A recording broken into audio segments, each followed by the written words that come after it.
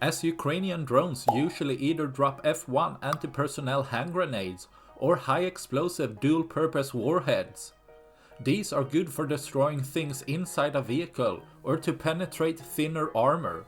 But sometimes Ukraine drone operators have something more special, as a Thermobaric hand grenade, which produces increased heat and pressure, especially effective against confined spaces, as the high pressure builds up and blasts open all openings.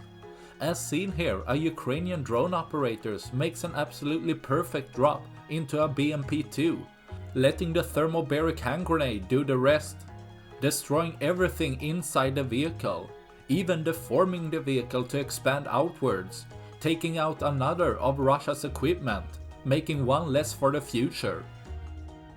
That's all I had for this video. Please like and subscribe for more. Thanks for watching.